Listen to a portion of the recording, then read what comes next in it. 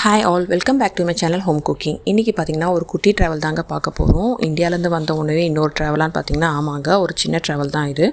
இதை பிளான் பண்ணலை, எப்படி போகுதுன்னு பார்க்கலாம் வாங்க. கெஸ் பண்ணிங்கன்னா கமெண்ட் செக்ஷனில் தெரியப்படுத்துங்க. நான் திருப்பி உங்களுக்கு ரிப்ளை பண்ணுறேன். இப்போ சிங்கப்பூர் ஏர்போர்ட்டுக்கு ரீச் ஆயாச்சுங்க. இதில் பார்த்தீங்கனாலும் ஓரளவுக்கு உங்களால் கெஸ் பண்ண முடியும். எமிரேட்ஸுங்க. ஸோ உங்களுக்கு ஆட்டோமேட்டிக்காகவே கெஸ் பண்ண முடியும் என்ன கண்ட்ரின்னு. நாங்கள் ஏற்கனவே ஆன்லைனில் போர்டிங் பாஸ் வாங்கியாச்சு, ஃப்ளைட்டும் ரீச் ஆயாச்சு. இப்போ பார்த்திங்கன்னா சீட் ரொம்ப கம்ஃபர்டபுளாக இருந்துச்சு, ரொம்ப நல்லா இருந்துச்சு ஜேர்னியும். ஒரு சீட்டுக்கு பின்னாடியும் பார்த்திங்கன்னா ஸ்க்ரீன் கொடுத்துருவாங்க. ஸோ நீங்கள் உங்கள் சாய்ஸ் ஆஃப் மூவியை நீங்கள் சூஸ் பண்ணிக்கலாம். நாங்கள் அதுலேயும் ஒரு 2 hours தாங்க பார்த்துருப்போம். ஏன்னா நைட்டுனால மிட் நைட்னால நல்லா தூங்கிட்டோம். டின்னரும் ப்ரொவைட் பண்ணாங்க. டின்னர் நாங்கள் ஹிந்து மீல்னு நாங்கள் ஸ்பெசிஃபை பண்ணதுனால இங்கே மெனு கார்டும் கொடுத்துருந்தாங்க.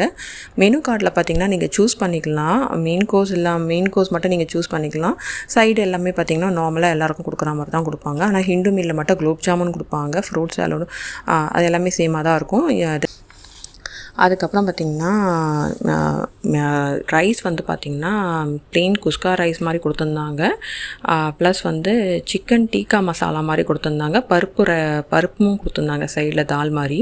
அதுவும் நல்லா இருந்துச்சு. சாப்பிட்டுட்டு அந்த சைடில் பன்னும் க்ரீம் ஜாம் நம்ம நார்மல் ஆஸ் யூஷுவல் மாதிரி தாங்க கொடுத்துருந்தாங்க. இது ரைஸ் மட்டும் கொஞ்சம் வித்தியாசமாக கொடுத்துருந்தாங்க. நார்மல் ரைஸ் என்னென்னு நான் உங்களுக்கு காமிக்கிறேன். இப்போ அதில் பார்த்திங்கன்னா நான் சிக்கன் கறி மாதிரி ஒன்று கொடுத்துருந்தாங்க. இது க்ரீம் பண்ணுங்க, ஃப்ரூட் சாலட், அதே மாதிரி கேபேஜ் போட்டு, பர்பிள் கேபேஜ் போட்டு ஒரு ஃப்ரூட் சாலட் மாதிரி கொடுத்துருந்தாங்க குக்கும்பரில். இது ஒயிட் ரைஸு, சிக்கன் கறி வித் பீன்ஸ், ஸ்டீம்டு பீன்ஸும் கொடுத்துருந்தாங்க. ஸோ அவங்களுக்கு அதே க்ரீம் பண்ணு எல்லாமே வச்சு கொடுத்துருந்தாங்க. அவ்வளோதாங்க, டின்னர் முடிஞ்சிச்சு. ஸோ நம்ம துபாய் ஏர்போர்ட்டில் பார்க்கலாம். ஸோ இப்போ லேண்டிங் துபாய் ஏர்போர்ட்டு. நாங்கள் ரீச் ஆக போகிறோம்.